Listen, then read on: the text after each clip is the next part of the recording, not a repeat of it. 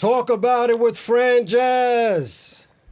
Today we have two special guests. The co-founders of Happy Munkey, the first licensed dispensary in Inwood. Today's guests are Vlad and Ramon. Yes, sir. Thank you for having us, my brother. Absolutely, my pleasure. Thank you guys for being here. Thank you so much for having us, man. You know, we've been looking at you, putting Yonkers on the map out here. We felt like it was time for us to jump on the wave. I like that. I appreciate that. How did you find me? Was it through the hashtag of like? So me, right?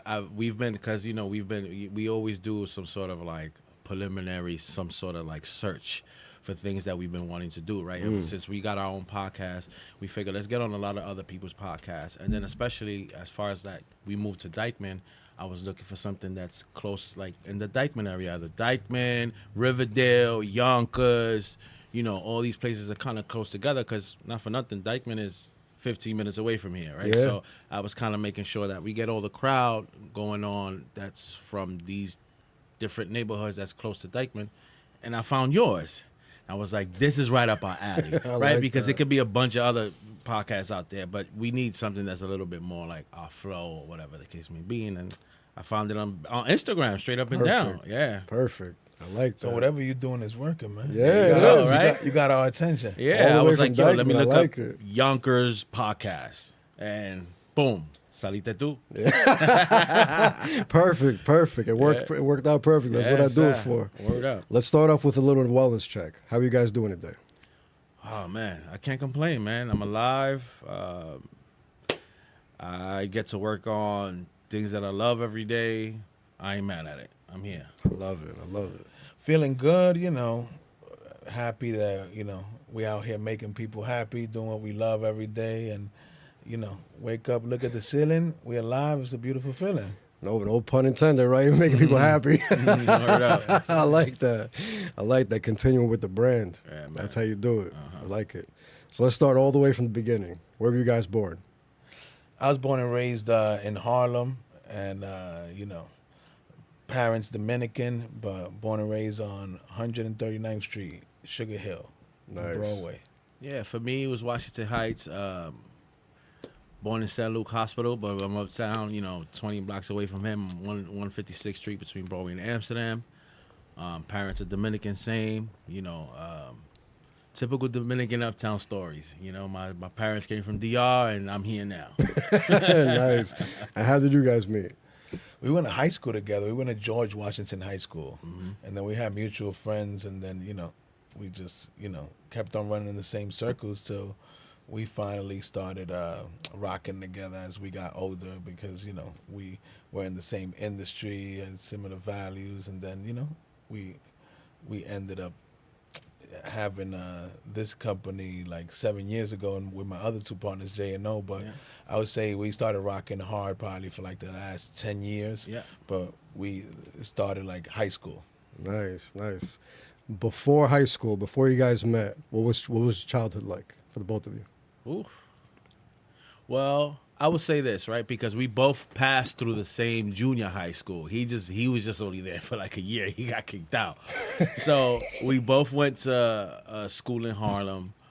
I have 3 older brothers, and not that but two of them was in the street already. So I was like the little brother of the OGs. You know what I'm saying? I was always around that. I was always around OGs.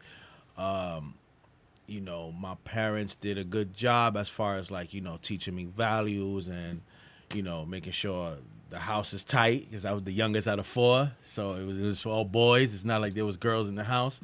So we all had to kind of figure it out and kind of like learn how to, do our part. And honestly, it was cool. It was neighborhood back then. Back then, the neighborhoods, even though it was like full of like drug infested and all this other stuff, but for me, it was still big on community. Like my parents could send me to the store at 8, 9 years old, and they feel safe because I know everyone on that block. I know the store person.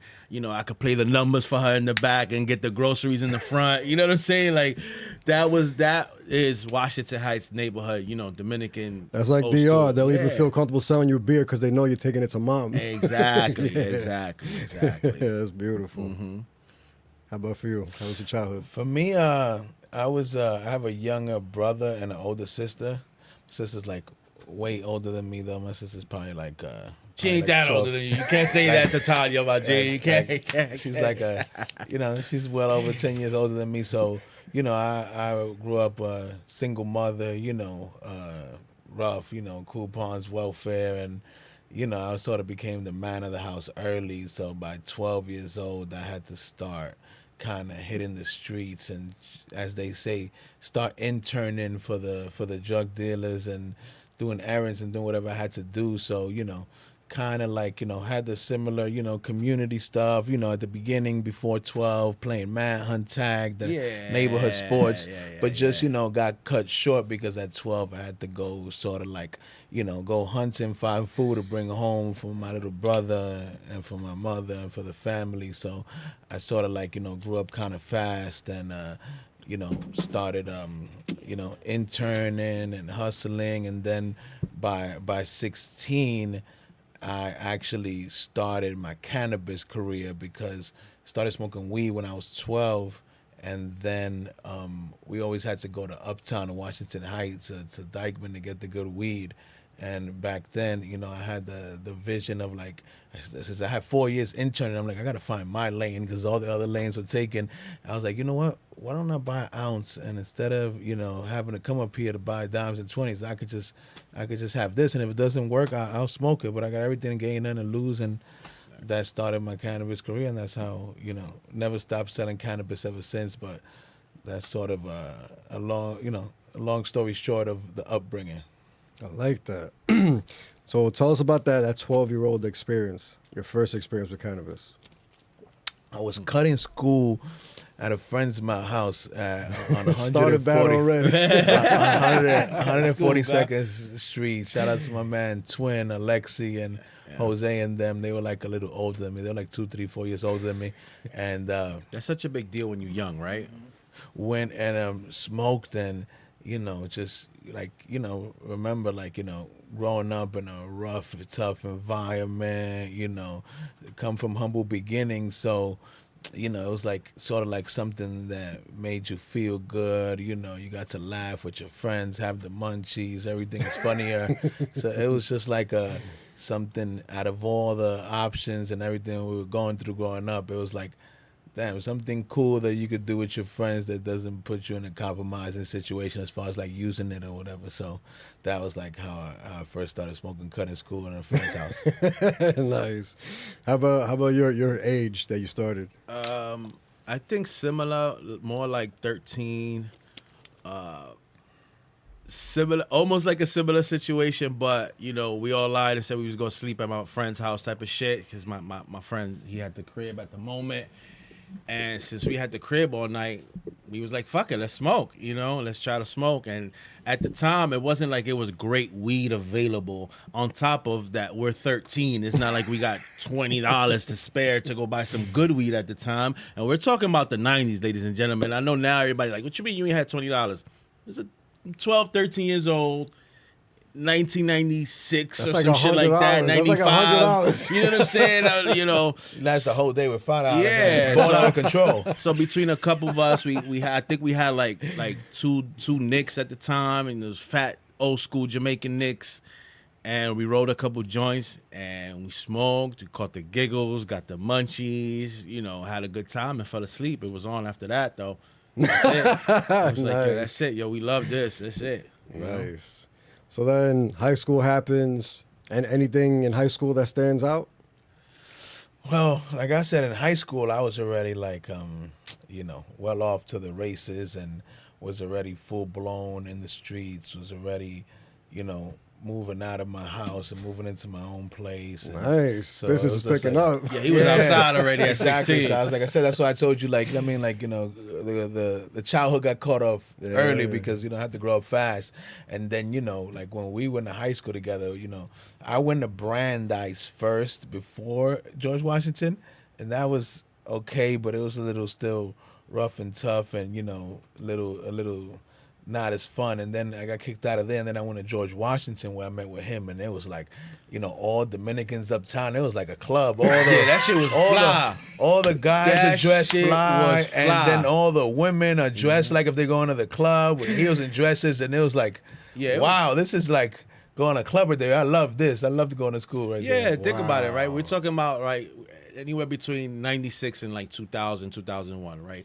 This moment in life in Washington Heights, like the kids were making money, right? So if people like Vlad, 16, 17, he was already maybe had a foot in school, but he was already outside. It was a lot of that going on, right? Because he wasn't the only one. And then there was guys like me who I did go to school, even though, I wasn't like the greatest in class, but I did show up. I did have the brothers hand me down. I had my own chains and the watches, and I was already like entering, like him. I was an intern. I wasn't necessarily full blown outside, but I was an intern because I had all the OGs around me already. So it wasn't so to me, it was kind of like I already had it there, like, and I had it in my house already, right? So I was kind of like already rocking out in high school. We did like adult things in high school already. Like it was like we were already taking people out to restaurants, and People driving to people school. were driving I to was driving to school. Like, and then for us in the city, that's a big deal. Like we don't grow up with. I know guys in Yonkers, y'all get your junior licenses at 16, 17. We wasn't doing that shit. You niggas was driving with no license already. Like, so that's kind of like the wave that was happening for us uptown. Like uptown It was a golden lit. era of uptown that I remember right there. It was lit because our friends owned spots, and like weed spots were emerging all over the place. Like, high school was a big, like, it changed for me. I think it changed for me as well because, like he said, I was going every day to basically a club. It wasn't even like, we would show up in class, but it was like, it was a party every day, it was lit. Like he said, the girls would be dressed up like if they work at 9 West or something like that. Like it was crazy. Like That's crazy. Yeah. Can't even imagine. Yeah, even the girls didn't even deal with like at least like the flyest girls in school. They didn't deal with the flyest dudes in school. They dealt with the drug dealers. You know what I mean? Like they were already had adults and shit. They were getting driven to school, and we were having proms. They were showing up with the drug dealers. You know what I'm saying? It was like the Dominican version of Saved by the Bell. It was lit. It was lit. I It was like definitely that. I lit. like Yeah, that. G-Dubs was lit. Man, that sounds interesting. And then, did you guys both graduate? He did not graduate. I didn't graduate. I got my diploma afterwards. I went to another school called Westside, where it was kind of like an alternative school, and that was even like a bigger like drug dealer situation because everybody just sold drugs. Everybody who just showed up, I was driving at the time already. Like that's it. I was like I would show up and everybody's there. All the everybody who owns a spot in every other block that's like my age or a little bit younger, they got chains and Vansons on and all sorts of shit. Like at that point, it was just like lit. Like we were going to lunch at like restaurants. We were going to Flor de Mayo for lunch, Jordan. You know what I'm saying? We talking about 18, 19 years old. We're not adults yet. We're going to Flor de Mayo for lunch. That was like the situation, I dropped out like end of 10th grade. Like 10th grade was my last grade. You knew that it wasn't for you. Yeah, just like I said, I already knew from ninth it wasn't for me, but it was just like he said, it was fun. And remember, like I'm 16, 15, I'm doing well for myself. Where else am I gonna show off at? That's the only place school. Like, you know what I mean? Like, there's nowhere. School. That's where all the girls is at. No other place, really. Everybody your age is in school. Yeah. Oh man. So what comes after high school? Obviously no college. No college. I guess this is when Just continue working. Yeah, everybody continue working. Now I'm on board. Now I'm all over the place. I got brothers that just came home from jail at that moment. So now that shit is on. Now I'm in the streets. Vlad is in the streets. We go from interning to pitching to managing to transporting to delivery to everything that you can think of as far as weed. Every position that you can think of, we've done. Yeah, fucking, it got lit.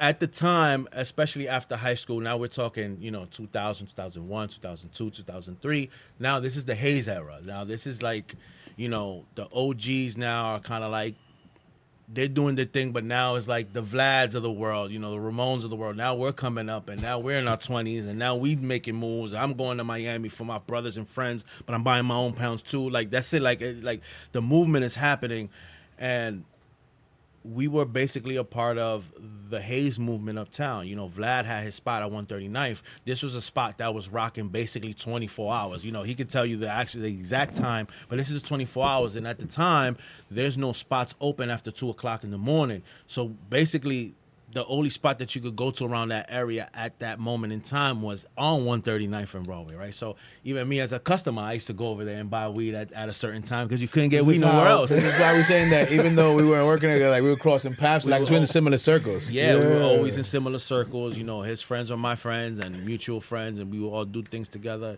You know, and it was everything. Like the streets at the time, you know, it was a big market, and it was like it was like the norm. You know what I mean? Like to kind of just do your thing, and people be like, okay, yeah, that's Vladimir, and people like they already know what he does, and it's okay. And yeah, after high school, man, college was the streets, you know. So now I'll give you the flip side, right, Franjez, because you know it's good to talk about the positives, right, and you know, cool, you know, started early, did well for myself early. But you know, also, you move fast, and then everything else happens fast. So by the time I was 21, I got caught with like 20 pounds and $80,000, and caught a few other cases. And now I was going to prison by the time I was like 21, 22 to do a 1 to 3. You know, so this is what comes after high school, right? Because I told you, dropped out like 17. You know, was doing really well, but you know, obviously I'm moving really fast, and then you know, you crash, and now, you know, you got to go to some say the closest thing to hell, you know, away from your family, away from your friends, away from everybody, to go, you know, I wouldn't wish into my worst enemy. So, you know, there's heaven, there's hell, and there's valleys and there's peaks, right? Absolutely. I was going to ask, too, because back then when you guys started this, it was straight up illegal. Yeah, the war on drugs was heavy, and it was... So what was the fear and the risk like? You guys knew how bad it could be, the repercussions? 100%. 100%. There was...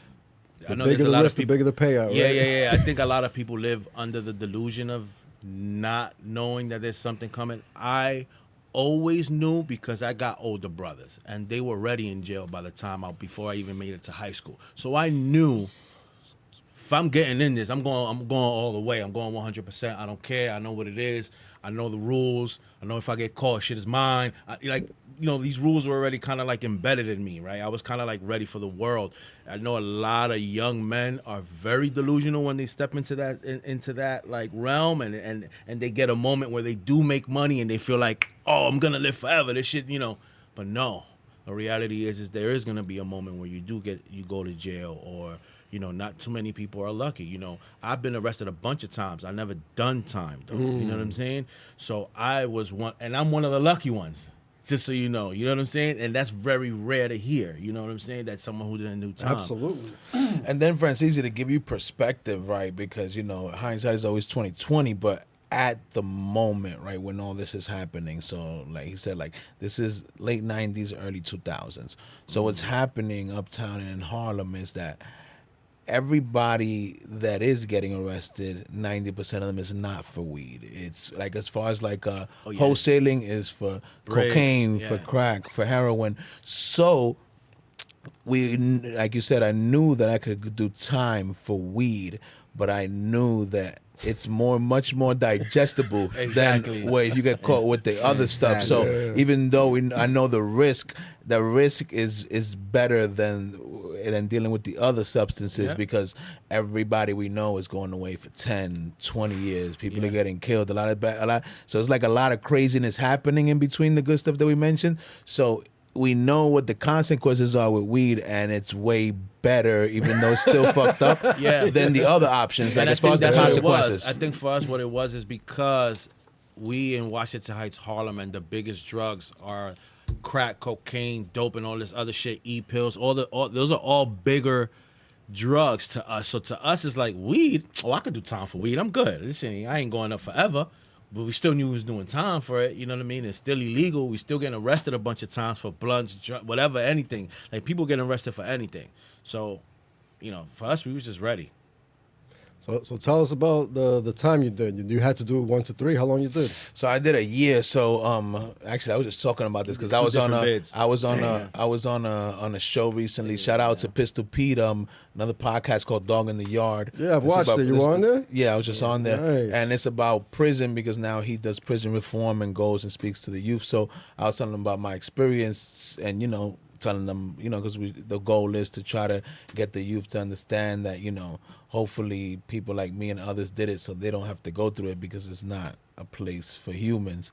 And Definitely it's messed up because went in really young, like I said, 21, and Rikers Island, is not for the faint of heart. That's already like a situation where as soon as you get in, you got to fight for the phone. And it's a real tense situation. Then after that, they send you upstate, and then since I was 21, they send you to like where the adolescents are, or not necessarily adolescents, but like people in their 20s and in their teens.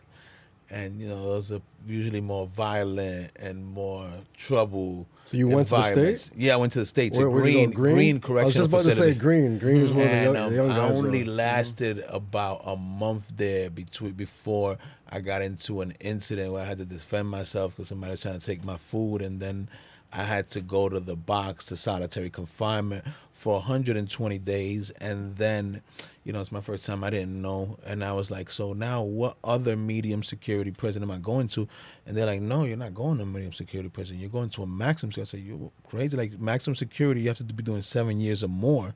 They're like, no, but you are violent. Your classification went up. So now they sent me to a maximum security prison called Elmira, where there's people doing 100 years, 80 years. So now, Francis, I'm 21 years old in this really horrible environment. Thank God I made it out. But like, you could get just stuck in there because think about it, like you're in a really, really compromising situation. So You could easily commit another crime. So for those watching out there, it's really not worth it because you could just come in for something small and end up spending the rest of your life in there because you get put in compromising situations. So definitely it was a wake up call. I made the best of it. Read books, got my GED in there, but I wouldn't recommend it to anybody because it's not a pleasant experience. Not at all. I was a CO for 8.5 years in the state. Oh man, I've been to Green and all that. Yeah, Green is like Gladiator school. dorm setting, right? And then the shoe was a shoe 200, right? Correct. Crazy. I worked at shoe 200. That's no joke. I try to tell the youngins, like we were talking about it there, like right now in this era, you see a lot of them, they don't want to have a fist fight. They want to go grab a gun and kill somebody right away. And I'm like, then they're going to put you in a place where you're going to have to fight every day for 25 years because you didn't want You're violent now, yeah. You don't want to have that one ain't fight no, outside. Ain't no gun in there. There's no guns. Ain't no gun in there. You gotta fight, kid. And then you think you're tough, but you're tough in your neighborhood. Then they're gonna put you with the toughest guys from every neighborhood in New York State or the country, and there's always somebody tougher. Always somebody tougher. Absolutely. So, but you ended up doing another bit? Yeah, exactly. Yeah. all that Outside, fam. experience. Yeah, man. It's just that it's harder to survive out here, and it's hard after you're trying to rehabilitate yourself. You're trying to get a job. Now you've got a felony on your record. It's hard to get a job. Hard to get You don't want that slow money anyway, right? No, I'm saying, but even if you do, you're gonna get like the real slow money because you're not gonna get as many opportunities as a person that doesn't have a jacket. So fast forward when I was like 29 years old, 30 years old, I ended up catching another case and ended up doing copping out to 4 years. And I did 3 out of the 4. Mm-hmm. Damn, same thing, weed? Yeah. Damn. And wrong time, wrong place. And then after that, I it's just to show you how things come back to haunt you. Because I came home from a max, they sent me back with that same classification and had to wait. First I went to to 5 Points Correctional Facility. Spent a year there. Then my classification got dropped. I went to Watertown, and thank God I didn't have any problems. And I came home from Watertown, and then that was it. That's when me and him got cool after his second bid.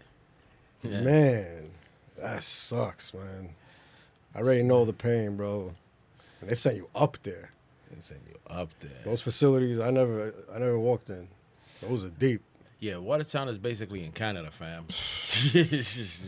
But it's like anything else, you know. It's just like out here. Like, you either take the time to try to make yourself better, or you just waste your time doing dumb stuff. I got my GED in there.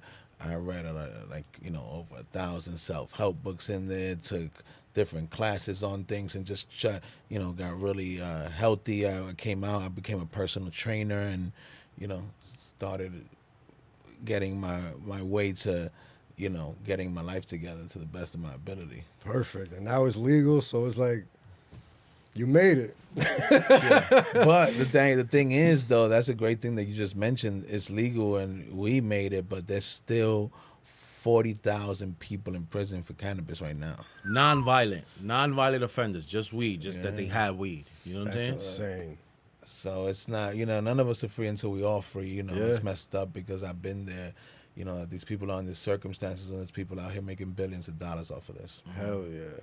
So when you got arrested, what was it, like a fine in court or something? Yeah, I got arrested a bunch of times. I got arrested for smoking, having weed on me, getting pulled over. Had a couple pounds in the trunk. I've had to do probation for it. So I've been arrested up here, coming through here because I was going upstate, and they sent me to Valhalla for the weekend. So I would have to go to Valhalla. I got bailed out. They gave me probation, fines, all sorts of shit. And I had to, do the same shit. Like I had to go report every month. Sometimes they check my piss. I got through that because I'm a heavy smoker. So what you do? I did a bunch of shit. I did a bunch of different shit. You know what I'm saying? You tried everything. Yeah. I tried not, because I was lucky because they tested me in the beginning, right? And what I did was, this is graphic, and I'm gonna be nasty as fuck. I know I got a friend who's super clean. He wasn't smoking no weed, no anything. I was like, yo, I'm gonna give you this little thing, fill it up. Get that clean urine, warm it up, and I'm going to just put it in my joint. And then I put it right here next to, I got some underwear where I could put it sanitary style, and then I took it out like if I was peeing, and I put pee in the joint. And, it was clean, and they ain't never tested me after that. And I did all the things that they wanted me to do. I paid the fines. I did community service. I did all the shit. They had like 300 hours of community services and shit. It was crazy, yeah. I did all the things, and I did the 5-year probation. I cut it short because I did all the things I was supposed to do. And that's it, man. That was pretty much my experience. I've been arrested a couple times, pulled over in a couple different states. I've been through it all, back and forth. In the Hayes era, I did the Miami thing, and now the Cali thing. We went to Cali. I was involved in almost everything that you can think of as far as like weed. After that, Nice. Yeah, bro, this shit's crazy. It's been a ride. So when you guys connect again after your second bid, Yeah. how does the conversation start to team up and do it legally? Well, when he first came home, he was training. I was already hanging out with his best friend at the time, so we were already. That's it. So by the time he came home, I was a part of the welcome party, right? Let's say, right? The welcome home party, right? So welcome home party, and that's it. We was involved, and we was doing things together, here and there, because you the thing is about the streets. You kind of stick to the guys you trust and did solid things. So for me, it's like this is his second bid. He kept solid. It's good money, you know what I mean? Like, so to me, it was an easy guess, and then we just eventually we started hanging and more. It was crazy because we did more friendship things in the beginning than we actually did, business. We did a lot of friendship things and hang out and vacations and this and that, and then eventually, of course, we started doing business together. But the one thing that hit me is I went to Europe, and in this Europe trip I went to Amsterdam, and in Amsterdam I saw the way legal weed was being treated. The cafes were fucking awesome. Yeah, I've never been. Yeah, so they have legal cafes where you can basically consume. You can basically go smoke weed. Depending on the style of the cafe, it's either you got some coffee or you got some edibles or you got, they treat it different, right? Each his own. They got a different theme in every cafe. So I saw that. I went through great experience, and I'm more or less at the time definitely more the introvert than of the pair. I'm more the quiet one. I'm not go talk in the crowd. He is. So at the time, I'm observing, and I had a great social moment while I was in Amsterdam. So I was like, I gotta bring this back home. And to me, and I know to him, like the idea that I was bringing was the lightest thing we've ever done as far as like the streets. I was like, this easy shit, bro. We've done a bunch of like stuff to take risks.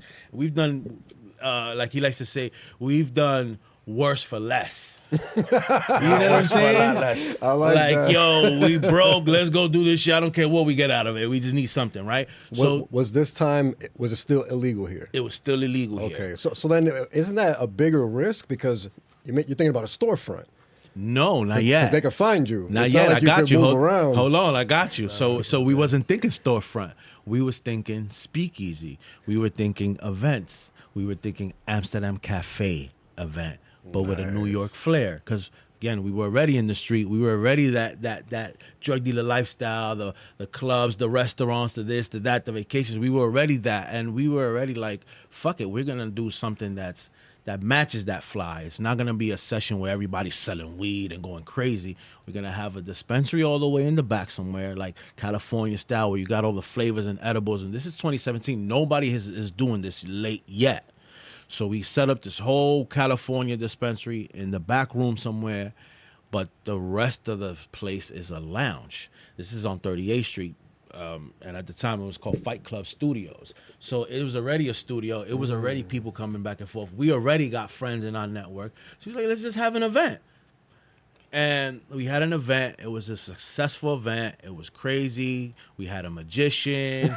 Yeah, because we were thinking, let's have entertainment, not just people rapping and singing. We wanted entertainment. We wanted art, magician, contortionist, Michael Jackson impression, all this type of shit. We had all sorts of weird stuff, right? So I was like, yo, let's do this event. The first event was great. We did a second event, which was like a Halloween.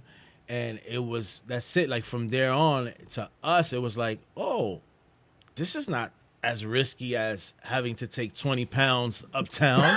You know what I'm saying? Like, this is just, we might have a couple pounds in the back of the dispensary, but not even that many. We didn't have to. You just had to have enough for the customers. You didn't have to have 20 crazy, something where if we got raided, I could take the blame because I'm the one with the less felonies in the room. So I'm coming home. These go bail me out. I'm coming home. So that was basically what we were willing to do. You know what I'm saying? Like, again, like we said earlier, when we was ready to when we left the Porsche, we knew what we was getting into.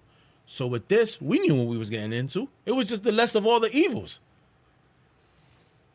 It's like, fuck it, let's do this shit. So we had events. That's where we built the brand at. That's when we said, let's build a brand. Not a tough brand, not a gangster brand, not a street brand. We already come from that.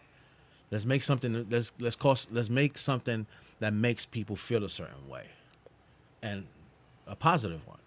I want people to feel positive. I've been through a lot of shit. He's been through a lot of shit. I want people to feel positive when they come into our event or store or whatever it is we have, whatever brand we come up with, whether it's a podcast, whatever it is, we want people to feel good. So the events 100% convey that. We made people feel good. Like the weed was like the cherry on top. But the fact that people could kind of like sit just like this and kind of chill, smoke, and we don't necessarily even have to talk about what we do. But Franjez is the CEO, Vlad is the crook, I'm like a doctor. Then we got the rap over here. It was all sorts of like different people just hanging together. So that's what kind of like took us, like we took it serious. That's it. Once we saw that, we took it serious. And Vlad, because Vlad is, he's just like, me, I like to do things. He comes up with shit, right? So he was like, I got a friend that knows about these legal conferences. Our friend, his name was Josh Tepperberg. Shout out to him. Shout out to Josh. He takes us to our first legal weed conference. We didn't even understand what that was. I was like, what? Those words don't even make sense together. Yeah, I was like, what? And he was like, yes. There's a room full of people in the legal world trying to figure out what's next. They're literally talking about these things. These things was happening all the way downtown in Soho. This was not happening in the hood. So he came back and got me and said, come on, you gotta come. You gotta come next time. There's no, like, don't just come. Just show up. Watch. And I showed up. Exactly what he said. Lawyers, Wall Street people, blue collar, white collar, all sorts of people. No weed people. I didn't see no weed people, no hippies, no, but that's what I was thinking. I was like, holy shit, where the weed people at? He said, no, this is weed people, but not what you think. This is the different world. This is what weed is about to get into. This is weed business now. This is weed business. Like stocks. Not even smokers. Everybody there's No. probably not even a smoker. It's Kind like of. stocks and like, Yeah. and like HR and CPG and like, you know what I mean? And lawyers and Shit like that. and CFOs and shit like that. Yeah. And I was like, what the fuck is this? I couldn't believe it. I was like, yo, this is all right, so cool. So now we chill there and we see that the after party is like at a bar with people drinking at. I said, yo, isn't this a weed conference? Let's start taking all these people. Let's start taking all these people back to the spot. And we just started taking these people all that back to the spot. And now we got all these legal people down with all our celebrities and the rappers and the actors and the gangsters and everybody's having a good time. And we took the brand serious from there, and we started making merch. They were like, all right, that's it. This is not the illegal. Let's start branding the legal parts of this. What was it called at the time? It was still Happy Monkey the whole Oh, time. nice. So Happy how- Monkey how the- 420 the whole time. How'd Happy the name Monkey. come up then? So me with my crazy ass, I was fucking like, monkeys has always kind of been my thing, and I'm always getting high. And then just one day, I was like, I want to do something, and I want to call it like something positive, because at the time too, there was a lot of rough brands coming out, like a lot of hip hop brands, and Tough Gorilla or some crazy shit like that. I was like, that's not what I want. That's not what we do anyway. Like, we get tough if we have to. Like, that's not something that I want to walk every day in. I'm not trying to walk every day in chaos. Project that energy, you know? Absolutely. So we wanted to project something that pulls people in, and I was like, Happy Monkey. Nobody's gonna be mad at a Nobody Happy can be Monkey. mad at that. How you mad at a Happy Monkey, fam? And it's like, that's it. And we kind of just ran with it, For me, I give you my perspective, Please, you know what I mean, please. of the way it was. Like I said, like I came home, just like he said, the welcome home party, all that stuff. Just like he saw of me, like, the honor, I did my time. I saw of him because I knew people he was working with, things that he had done, some honorable things, and he was a person of his word, and, he moved with certain honor and, morals, principles, and values. So that attracted me to think about us doing things together. Mm-hmm. Then at the same time, because like he said, there's like, I just came out, it's like a whole new world. I've been away for 3 years. It's like all the new players, and after what I just been through, I'm not really into dealing with all these new people, you know what I mean? So aside from him, I was dealing with my other two partners. Shout out to J and O, which are the people that own that studio where he said Fight Club Studio. Okay. So same thing, they were like us, where they were like also not trying to meet many new friends, and they were doing their music thing, and also we're doing, thinking about different events and things to do there. So then right there, it's like, we're all looking to do different things. He has this idea. They already also are thinking the same way to do something innovative and different. And right there, that's when we formed like Voltron and started doing these events. Nice. Because now I have a network, he has a network, they have a network. And now when all of that came together, Harlem, Heights, Bronx, it was like Voltron, and everything he said, plus like, all of that coming together was like a great synergy. Yeah, man. Hell yeah, that's great. So let's jump into the podcast. How did that come about? Perfect segue, right? So because of all that interaction with different people coming in and out the studio, our friend International P, who is still, he's actor, writer, producer, all sorts of shit, right? He is looking at us with this movement happening. He was the host of that show, Fight Club. That was on it MTV. was a battle rap show back in the days. He's the host. My man the was the skinny host. guy. Yeah, that's our him friend. right there. There you go. I used to International watch Free. that shit heavy. International P. That's our friend, yo. There you go. 100%.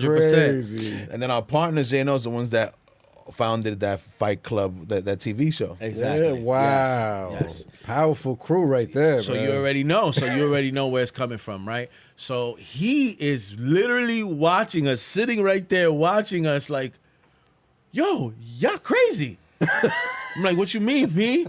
He's like, you know all the people that be coming in and out? Y'all got to start interviewing these people. Something. Y'all got to do something. I don't know what it is. Because we're not thinking like that, because we're coming from the underworld, so we're like anti-camera, anti-pictures. Microphones, nah. Microphones. But he's like, no, like he sees what we don't see, that like, this is not normal to have all these different worlds in one place together. And he's like, it's simple. We're in a recording studio. We just take somebody for 5 minutes. We can ask you some questions or whatever. And that's how that started. And that's how that started. amazing. We started with him. And what year is this? This is like 2018. Yeah, Wow. 2018, almost 2019. We started with him, and he started like a show, and he started doing this, he started doing that. But he's like, guys, I love y'all. People want to talk to y'all. Why don't you start a podcast? So we went ahead and did a pilot, just me and him, just like talking it out or whatever the case may be. And like you could see the growth. Like if people like go down the rabbit hole of like our podcast, you'll see the growth. You see that it's raw.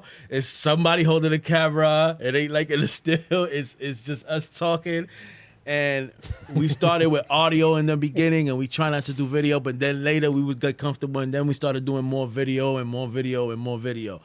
And it was crazy because people participated. They gave us mad love. Shout out to Jay Ivy and Cootie, right? They were like one of our first huge main guests. And we were nothing. I mean, it's not like we had like a running podcast where we had thousands of views and shit. It was nothing. They just loved the vibe. They're like, hell yeah, we'll show up. So, shout out to like everybody that kind of jumped on that like moment. Think about it, right? We're running an illegal speakeasy on Times Square. So like he said, we got Cootie and J Ivy, and we also got, remember, like I said, where he said we're in the loop of these conferences and now what's going on a national, global level. We had the CEO of the Canadian Securities Exchange on the podcast. Shout out to them and When the we squad. was illegal in New York. Yes, shout out to So it's them. like you said, these people believed in us. With like And they the weren't squad. they were That's They were crazy. willing to come out and speak with us publicly and stuff like that. Yeah, and and it was a fucking and it was like, fuck it, yo. Like, at least this is kind of like a narrative that we can control, and we started like doing that. But in between time, I want to mention that this was kind of like a moment right before the podcast was coming on and stuff. It was also a moment where Vlad was emerging as a personality, as a person, as a speaker, as somebody who's kind of like. He is our leader now. He's our CEO. So that's that was the point, because he's always been a very social person, even on the block. He was like the mayor. He spoke to everyone, La Doña, the Chamaquitas, everybody, right? He spoke to everyone, right? So this was kind of like a talent that I knew would work for us. So when we had the events, I knew he would speak to everybody, so people gonna love that shit. I'm gonna smoke with everybody, people gonna love that shit. So I knew we was gonna kill with that. But now something is different is emerging, right? Now people like him as a personality. Now people want. So now I said, oh shit, I think yeah. So now he gets an offer from our friend Leo Bridgewater, who was doing a panel in the Brooklyn courthouse with The Source. You remember The Source? Source magazine. Source magazine. They were doing a panel, and in this panel, But what do you mean in the courthouse? in the courthouse, Like that's where they were hosting it at. yeah, It was they were like hosting. They were hosting like a panel. They were hosting like a social justice educational panel kind of thing Yeah. All right, okay. on And, cannabis. Okay.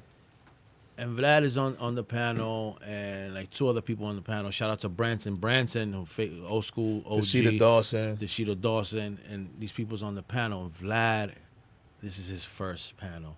And I'm a little. we have a nervous. meeting before this. This is like, we have like a whole meeting. He's like, yo, you think we should? I said, yes, you should do this. You should 100%. jump on board. It's Branson. I don't think they're gonna make you speak no street shit or nothing. Yeah, like because that that was it. Your friend says, like he said, I've always been a good speaker, so I wasn't worried about that. It's the trauma of being in the underworld and being in the streets of like, oh, like I'm gonna speak publicly, like something bad's gonna happen. Somebody's in gonna a see courtroom me. too. in the Like, courtroom. Yeah. like that sounds crazy. Yeah, so it was like weird, but it was like, no, But you him and my gotta do partners it. was like, it's time. You gotta do it. Like, Gotta do it. You're the speaker. You're the face. Like, you gotta go out there. You gotta do it. Man. And he did that. And now from there, because of him and my partners gassing me, from that moment, now fast forward 2024, I've spoken at every cannabis big conference in the country. What? Vegas, Chicago, Miami, Benzinga, MJ Biz, and Mexico. the biggest cannabis London. conference in Mexico, the UK, and Spain. What? That's And crazy. I've spoken at the Yale Club and at Columbia University. Yes. Wow. yes, So what do you speak about? Just education behind cannabis? No, so it's that's a good question. It's several things, right? One is, you see, before New York, Franjez, it's important for you to know this term that, shout out to our friend Dashida Sasha came up with, a legacy to legal, didn't exist. So what that meant was people that were doing it illicitly to become legal now. That term didn't exist because in every other state before New York, if you had a record, you could not get a license.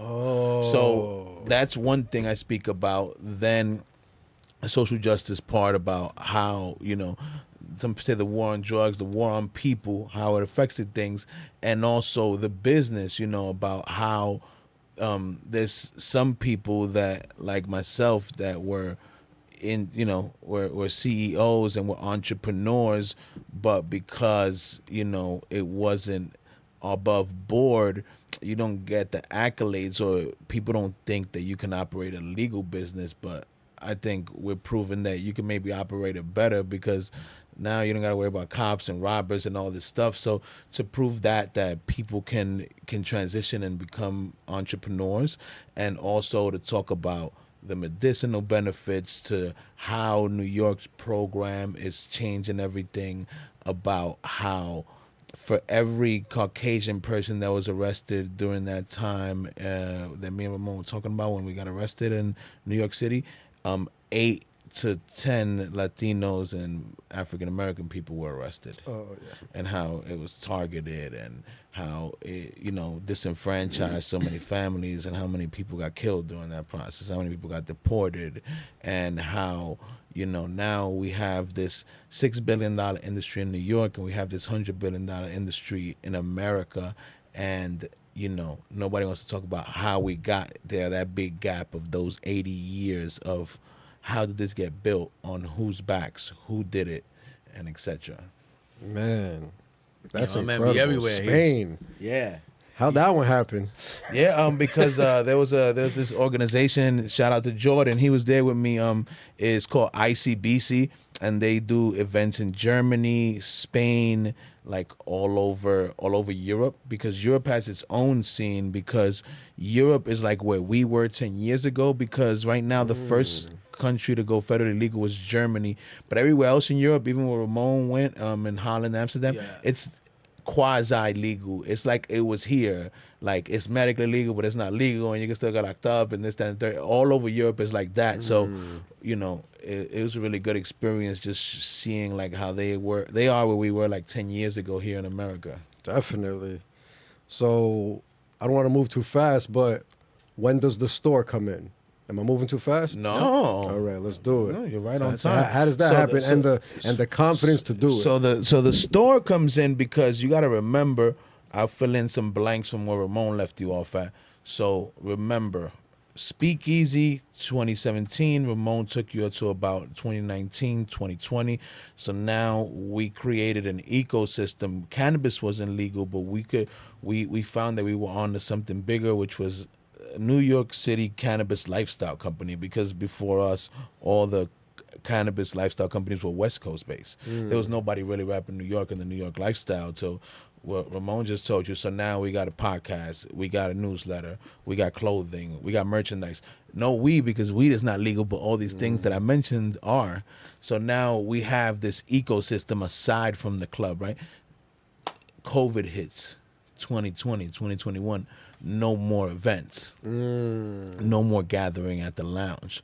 But we created the things where we could still communicate with our people and our fans through social media, through the podcast, through these newsletters. So now cannabis comes on the bill in New York. And there's two bills at the time Cuomo was in office. What we have right now is the MRTA, which is the most equitable, best bill in the country, some say. I believe so. But at the time, there was another bill called the CRTA that Cuomo was trying to push, which was more conservative, no homegrown, no social equity licenses, no. Yeah, that was big et cetera. investor talk. It was more, like I said, more conservative for, like, you know, convenient for more affluent people. And we caught wind of that. We, you know, had big friends that were advocates, like Steve D'Angelo, that have fought things like this in the West Coast. People that have fought things like this locally. Black Lives Matter. Shout out to Hawk Newsom and his sister. So we had like these people that were big advocates, saw that we had an influence and was like, yo, you know, we already were feeling it, but they're like, you have a voice, you can fight against this. So we started a petition. We got thousands of signatures. Nice. We started putting the word out on all our socials, podcasts. At that time, Clubhouse was popping. I was on there spreading the word, getting signatures. And we, just to be clear, not just us, but there was other groups also fighting against it. Between us and other groups, we feel like we moved the needle and rung the alarm. And now it was like it's a conversation where like people didn't want that bill, and we ended up with the one we have now. Then COVID is over. Now we can't. We fought for legalization in the way that we wanted it. It happened. We can't go back to trapping, because then we can't benefit off of what we fought for. We can't be part of that evolution. So now what we do is we start doing events, like compliant legal events, with big institutions that prior to us has never associated themselves publicly with cannabis. Example, the first 420 in New York, we did an event at Bobby Van's Steakhouse on Wall Street. Wow. We had like a vault with smoking inside, and you know, we had that crowd that Ramon said from high to low to all sorts of people from all walks of life, and we got some notoriety, came out in the news for it. And then after that, we followed up. I don't know if you remember something called the Van Gogh Immersive Experience. That there was like installations all over the place at Sounds the time. familiar. It was like a global art installation that was like an immersive art Van Gogh situation. We partnered with them. Really? Yeah, we partnered with them, and it was like Happy Munkey Van Gogh After Hours. They let us take over their 50,000 square foot space after 9 p.m. No way. And we brought out like 1,200 people. Wow. Like $200 a ticket. crazy. And we really, you know, had like a fly New York weed party on the water with Super Bowl champions and rappers and athletes, and you know, it was like a Fucking fly news. vibe. The news was there. That shit was Then wild. we had a follow-up. It was so good, they let us do a follow-up. We had an all-white weed party. Man. Yeah, and like everybody dressed in all white. That same thing caught a lot of notoriety. nice. So now we're getting a lot of press because this is compliant, because we're not selling weed. You're just allowed to smoke weed. And in New York is the only place in the world where you could smoke weed anywhere you can smoke cigarettes. So that place had a backyard by the water on the pier. So We decked it out, everybody made it look went crazy. Put all the and- activations back there. Everybody went inside the place, caught a vibe, and then went outside and smoked. So that was a big deal. Then we followed that up by having a 5-year anniversary at the Classic Car Club. Another institution, never associated themselves with cannabis.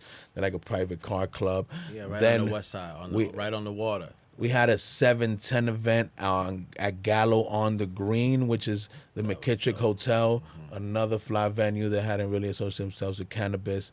We had we also did something at the Museum of Sex. That was like one of our last events. Man. Yeah. Hold up, don't skip the at Columbia That was, Forum. that was gonna. She was That's happy. that's what I was gonna say. Yeah. So then so what we realized during that whole conference circuit was that there was a reason, right, Franjez, that our people weren't getting this information. We didn't know about conferences, and the reason was that these things were being held in Chelsea, Tribeca, Soho. And then even if you did find out about them, tickets are $300, $400, $500, $600, $700, $800 a ticket. So our people are never getting that information. It's not in their areas. It's not coming on their radar. So that's how people are staying out the loop. So us knowing that, we felt like we had to do something about that. So we partnered with the local community board from where I grew up at, Community Board 9. Then we were able to get a space that Columbia University let us use on 125th Street. And we brought a doctor, Dr. Rachel Knox, shout out to her, that specializes on the endocannabinoid system. We brought out the Manhattan Borough President, Mark Levine. We broke out the local council member, Sean Abreu. We had opening statements by Adriano Espaillat. And we gave all this for free to the community and free translation services. We had sponsors pay. But just to make the point, like, you could do this in our communities and you don't have to charge all that money. And that was like us proving that point. That's amazing. So now, after that, applications come out. Applications called CARD, which are for people that come from in areas impacted by the war on drugs and that were arrested for cannabis. And that's when all of me, Ramon, and all of my partners, we all apply. And That's amazing. that's how we end up where we are now. And first round, none of us get picked. Second round, none of us get picked. Me and Ramon get picked in the last round. And I'm literally the last person to get picked of that program right there. Wow. And then that's how we ended up on Dykeman. September 16th, we had our ribbon cutting. By the way, I think it's important to say, you remember that story earlier about the 1 ounce 16?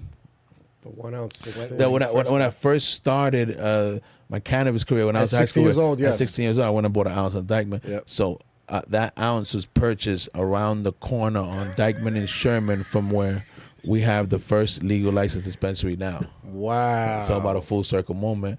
And then, we haven't spoke about it much, but we're going to drop it here with you. We have another dispensary open that is his licensing, hopefully at the end of this month, in downtown Fulton Mall. Yeah, Brooklyn. Wow, amazing. Yeah. It's going to be same name? Same Happy name, Munkey? Happy Monkey. Absolutely. Nice. Absolutely. Very nice. Yeah. So the application was to get a license. Correct. Nice. A retail license. Wow. So how did it happen in Inwood? We had to search. It's complicated to get property for cannabis. So you have to be 250 feet from a house of worship. You have to be 500 feet away from a school. You have to be 1,000 feet away from another dispensary. And the landlord has to be okay with you selling cannabis in his property. So we had to look at a lot of different properties Wow. to check all those boxes. That's crazy. Yeah, and I think after we finally found that one, it was like an easy, we loved it. I'm like, that's it, man. This is dope. This is historic. We could be the first legal dispensary in Dykeman. You know what I mean? Like, that's a big deal. That's amazing. So it's still federally illegal, right? Correct. Yes, correct. So is there any fear there with them ruining what you have going on? Not really, because right now, at one point there were more fears, but right now it feels like every couple of months another state goes legal, and now the majority is on our side. What do I mean by that? There's like 34, 35 states that are legal now, and every couple of months there's new ones being added. So it's just at this point, like, the majority's tipping towards legalization. So I don't know when it's going federally legal, but I don't see them, putting more than half the country against themselves, the federal government. It could happen, but I just think it's unlikely.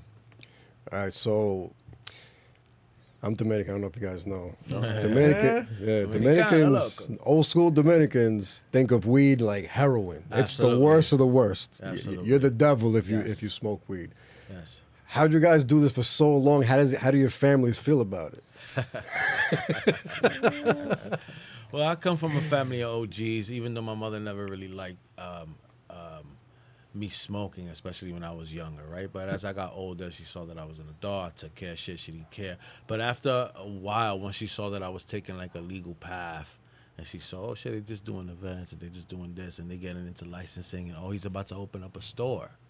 You know, that changes it. That changed for her and maybe anybody around her now. You know what I mean? Because now they're looking at it different. It's not like, oh, it's a muchacho doing something now. Like, I'm literally by the state licensed. I'm not paying playing taxes. I'm paying taxes. I ain't playing. You know what I mean? Like, I'm not playing, ma. And that changed a lot of the perspective once she saw. And not for nothing, once they saw that they went legal, it changed a lot for them. Like they see it, right? It's on the news now, you know, and shit like that. So it's like, you know. So they're coming around. But it around. took all the way till you have the license for them to believe it. Yo, listen to this. Now I'll give you the extreme opposite version of that. You ready for this? That sounded so nice and peaceful. So I'm gonna give you the opposite extreme version of that. You remember when I was 12 years old and I'm interning. So I'm interning for drug dealers that are selling hardcore drugs, 100%. not cannabis. No. And they are like, you smoke drugs? We don't want you working with us. Had to hide it from them.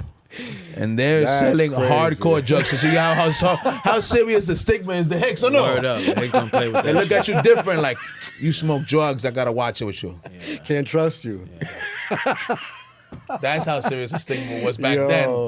Like, That's crazy.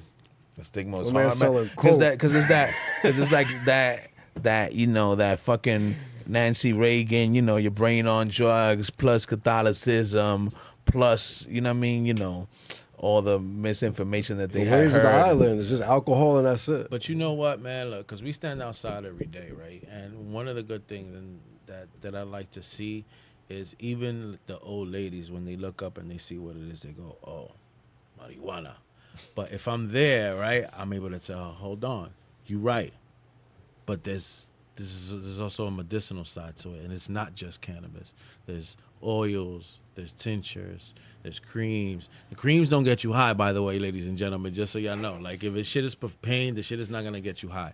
So, you know, being able to kind of at least let them know, like, simple 101s, like, look, this is legal. This is not just some crazy illegal store. This is medicinal. You can use different, somebody is here is going to guide you the right way, right? So once they see that, even though they still don't like weed, they go, okay, well, at least it's legal, whatever, right? So every day I get to at least convert one person into thinking, okay, at least that's some sort of safe situation, right? They know that they kids can't walk in there. You got to be 21 and over. You can't just walk into the dispensary, right? You got to have ID. So there's rules to this, right? And they at least respect that there's rules and it's legal. It's by the law. Some people use it for medicinals. Look, you know, even yesterday there was an old lady that I spoke to that she walked in. She's been going to the doctor for years, and they've been giving her all sorts of pain meds for her nerve pain and all that other stuff. And the doctor at the end was like, you know what? I think you should just go try cannabis. And the lady just came, like, she came on her own, and she came and asked a bunch of questions, and she was like a little bit timid, but she was able to speak to me, right? Because someone in there speaks Spanish, so we were able to kind of like speak, and we went through the whole process. And now she's gonna try it because she needs to try a secondary pain med, which is at least that's natural and it's coming from the plant. So I love that we're in that area, because regardless of the fact, I'm able to at least tell people it's safe, and that's it. This is the world is legal now. This is the evolution. Do you want to see somebody else in your neighborhood doing this, or do you want to see somebody like me that's doing this, right? And at least I'm guiding you the right way, and it's safe, and it's by the law. Someone like her, what would you recommend her?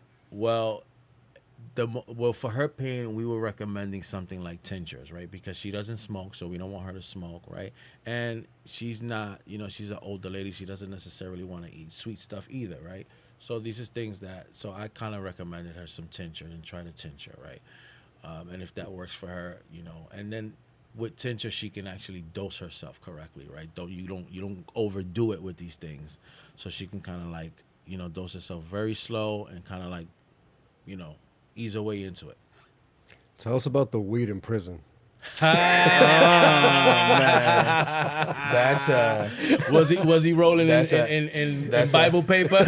That's a crazy situation. It's crazy that you mentioned that. I haven't spoke about that. So weed in prison is so valuable, right?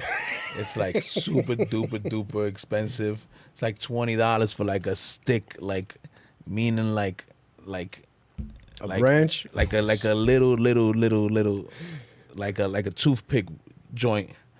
And the crazy thing is, right, that it's amazing, right? Yeah, you can smoke them and all that, but then the flip side is that weed takes 30 days to get out of your system, and all of a sudden somebody says, Jordan brought something on the compound, and they say, call everybody for urine. And now, even though it's amazing and, you know, wouldn't trade it for anything in the world, if your urine comes out dirty, you will be going to the box for 6 months, tier 3. 6 months? 6 months, 3 months. You're going to be going away for a while. And now, if you got like arrested for drugs, there's a program called ASAT. You like lose that. It's like this whole mess. Wow. So it's just like cannabis is so amazing, but like they make you go through all this shit to smoke it. It's super expensive. Then if you get caught, they make your life impossible. So, but it's just crazy because the human being is amazing because of everything I said. There's always a bunch of weed in every prison I ever was at. You can't stop. You can't stop human beings from freedom of choice and what they want to do. Do you want to know what's crazier? Yeah. Remember I told you I was in the box for 120 days? They had weed inside the box. So they would go and they would have strings and they would fish it to each other through the bottom of the cells. Like human beings are capable of doing whatever when they want something. That's no joke. Yeah, fishing is an art. I still don't understand it. It's difficult stuff. That's what I'm trying to tell you. Like, yeah, when we're put in any situation, we can adapt. Word. Absolutely. Are you guys religious? I grew up Catholic, but I'm more spiritual. You know what I mean? I felt like, you know, after growing up, you get confused because it's just like you see so many issues over religion and so many politics with it. That I believe in God and I'm spiritual, but not necessarily anything specific. How about you? You religious? Ditto, kiddo. Ditto. Who's the first person you think of when you think of success? Ooh, I got one, and this person is not known in the world, right? He's not a famous person. He's probably not even the richest person, but this person gave me a burst of like, oh shit, like that's what success is. So I've traveled to Trinidad a couple years in my life, right? Maybe like 4 years in a row. I love Trinidad. Fucking awesome ass place. Awesome carnival. And we stay with friends of family, right? So they're like family to me. So this is who we stay with when we go to Trinidad, right? And the man of the house, OG of the house, you know, got a wife, got his kids. His kids are grown. He got grandkids. He's the man of the house, right? And they live in a nice neighborhood. It's not like they live in a like ghetto-ass neighborhood. They live in a decent neighborhood, has a house. His son built his own little cottage in the back of their land. You know what I mean? Like, they live decent. They're not, like, poor. They live great in the island. And I tell him one day, I go, OG, he's the one who got me weed when I got there, the OG, because he used to smoke. The OG, he took me to the rosters. So the OG, you know, I'm talking with the OG. He's like, yo, I'm like, OG, why you don't come to the States? He goes, the States? For what? Do you not see how I live here? I live wonderful. I gotta get up, fix a couple cars for a living, maybe if I want to, but all my kids are grown and successful. I've been to every state before you were born, young man. I've been to the cities. I've been to every major city, and I did it up. I was in the Marines here. I did all sorts of shit. Go to New York? For what? Do you see how great I live here? I'm in paradise every day. So success to me is finding your paradise, right, in your mind and in your heart, and where you want to live every day, right? That doesn't necessarily mean that you want to be, in a fucking penthouse overlooking the city, or his thing is he's near the beach if you want to go to the beach. He's near the beers if he needs to get some beers. He's near his women if he needs to, you know what I mean? Like he got everything. And if he needs to travel, if he needs to get up and go somewhere, he got that too.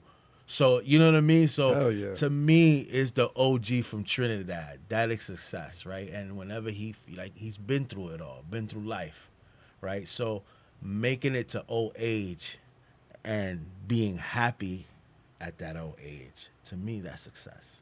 You know? And helping people out along the way like we've been doing, you know what I'm saying? Absolutely. I'm from New York. I definitely want money. But I think that right there is success. It's crazy. You hit me with a crazy question. I had to think about that for a while. And I'm gonna hit you with a knuckleball like Ramon did. Be ready for what I'm gonna tell you. To me, when I think of success, I think of somebody. I'm gonna mention a podcast person. I don't know if you know Gillian Wallow. I think of Wallow. When I think of success. You know why? Because I'm a firm believer that people believe that the highest level of success is whoever transitions from this world when you pass away, whatever happens, is whoever has the most number of zeros in their bank account. And I believe that that's not true. I believe that the highest level of success, in my opinion, is whoever has the highest number of zeros of people they positively impacted. So I mentioned him because he's somebody that, from what I know, I don't know him personally, did all his time, stands on certain morals, principles, and values, and now has made his platform some way to empower people and prevent them, and giving advice to the youth and that he's passionate about, to not have to go through what he went through, and help them not have to take certain paths. So to me, that is the ultimate level of success. Standing on what you believe in, helping as many people as possible during the journey, and helping your family and yourself as well. So, but like I said, to me, that's the highest level. Is whoever reaches the highest number of people that they positively impacted before they transition from here to wherever we go. I like that, definitely. You have any book that really impacted your life? That's a good one right there. Like the number one book. I'll tell you mine. What you think? The Four Agreements. You know that one, right? Yes. That's like the number one book that I recommend people, because I feel like it's a short book, and it's just so impactful. I think it's the beginning of helping people open their mind to what really matters. To me, I just read so many of these, and I was away in the university, so to pick a favorite, it's tough. But university, that. I'll pick one then while you wait, because I haven't read 1,000 billion books. I'm not a book guy. I wasn't in jail. I didn't do none of that. But I'll give you one that I literally just gave it to Vlad. It's called Chicken Noodle Soup for the Soul. I'm gonna tell you why, right? Because I'm a micro reader, and this is perfect for the micro readers. You don't necessarily got to sit there and read a bunch of pages. You can read a bunch of short stories. But most of those stories, if 100% of those stories are positive, real life stories, something that happened. It might have been a doctor or a psychiatrist or a CEO or a Vladimir. Somebody gave us an inspiring story, and each story hits you a certain way. So for me, it was good for me to read either in the morning real quick before I hit the day, or at the night if I had a rough day, I could read something like that, and it'll hit me, and then I go, oh shit, there's people out there that's going through stuff and done extraordinary things just by doing, like, maybe just putting their heart to it, right? Because we all hear these things by positive people. Oh, you should put your heart to it, and you should put this. But honestly, it's real hard for a human being to go through a lot of trauma and go through life and do something extraordinary without having some sort of positive light somewhere in there, right? So it's good. I like to read Chicken Noodle Soup for the Soul, because that's exactly what it is. It's something like, literally, you can kind of read it, and then it'll make you feel like, oh, let me get up and do my fucking thing, So yeah, you know, shout out to them, you know, because there's like a group of people who did that book. But Nice. So, damn, I can't remember his name right now, but one of his books is called the Power of Myth, Mm. and that's a really good book because he focuses on a lot of the hero's journey. Mm. And the reason I like that book and a lot of his books are that right now I'm spacing now. I'll look it up I on can't the remember all of his books, and the reason is because if you really think about it, everything that we know about and everything that we follow and everything that we're inspired by is a different version of some hero's journey. So that is like the basis of a lot of what society goes off of. Like, you heard that Ramon conquered this. You heard that Jordan did that, and he did it in this way, and he did it in a moral way. So it's just like that's why his books are so amazing to me, because it wasn't, like you said, religious. It was just like spiritual, and just on that basis that what inspires us, like Ramon said, is these positive heroes' journeys and myths. And I give you one that they interviewed him one time that really hit home to me. He said, interview asked him, he said, what do you tell somebody, one person that wants to make a difference? There's so much evil in the world. There's death, there's diseases, there's war, there's all these things happening in the world that are not good. What can one person do? And what he said was, I will have to take you back to what the native, indigenous people believed. They believed that the world has always been a wasteland. Things are born, things die, there's chaos in between. The only thing that one person has power to make a difference of is for you to be whatever you wish the world was. We have no other power, and Lead by example. that's the only power we have. I like that. In actuality. So His hero's name is journey- Joseph Campbell. correct. Joseph Campbell, and has a power of myth, hero's journey, and so then he's definitely one of my favorite authors because of that. I'm gonna look into both those books. Yeah. Those sounded really good. Definitely. It's When it soup comes for to the Happy soul. Monkey, yeah, definitely. Yeah. When it comes to Happy Monkey, what's the biggest goal? What is the best case scenario with the brand, the store, the podcast, the whole shebang? Wow. I will add, the only thing that's missing at this moment in time is the consumption lounge piece. Turning, our speakeasy event into a legitimate piece of our, I guess, ecosystem again. To me, it would be for us to become a global entity For that sure. expands everywhere.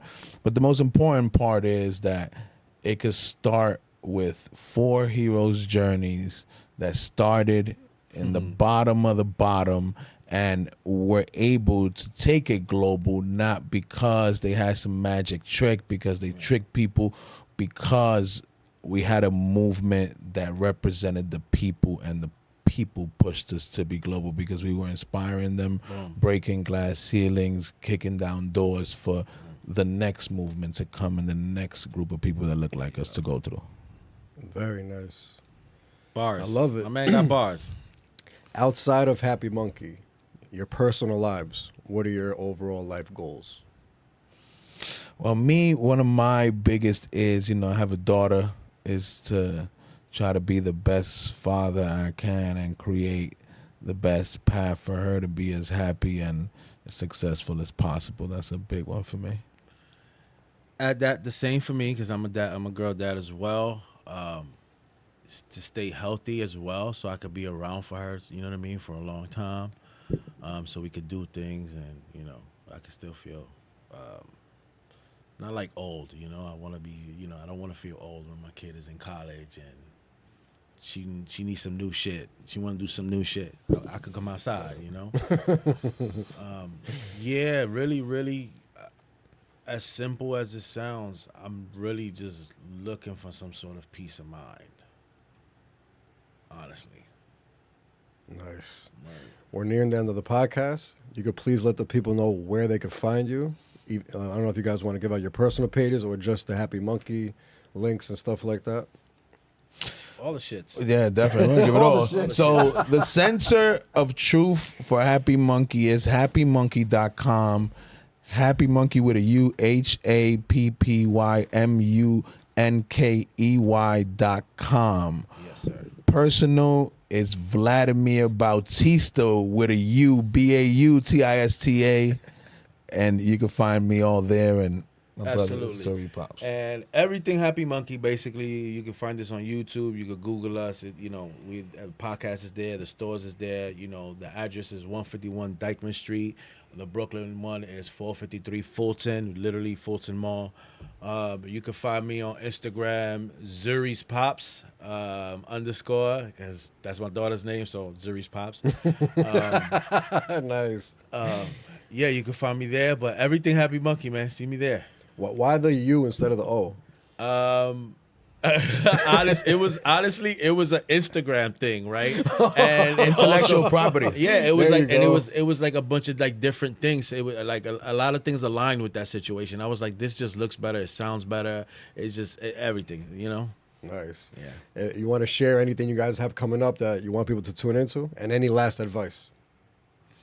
Well, we definitely want you to continue tuning in to everything we have coming up, from the podcast to events to our next dispensaries opening. And I will leave people with some words of advice. Some bars. Remember, you're too blessed to be stressed. Things will get greater later. You just got to always choose happy. I like it. Can't mess it up after that. You just gotta just boom. This is you second that? That's what I mean. Peace. Thank you guys very much for coming on and opening your lives up. Your stories are very impactful and inspiring. It's amazing. Thank you, brother. Thank for you having for us, man. amplifying our voices. It's important that we share our stories, and we have people that align with us that can help us feel comfortable to speak about them. Yeah, man. And shout out to the Yonkers. Now y'all got another excuse to come to Dykeman. Because a lot of y'all folks come to Home of the Brave. Maybe, now y'all got another excuse. Come see us at 151, man. We there. I like that. Thank you, everybody, for watching. Peace and love.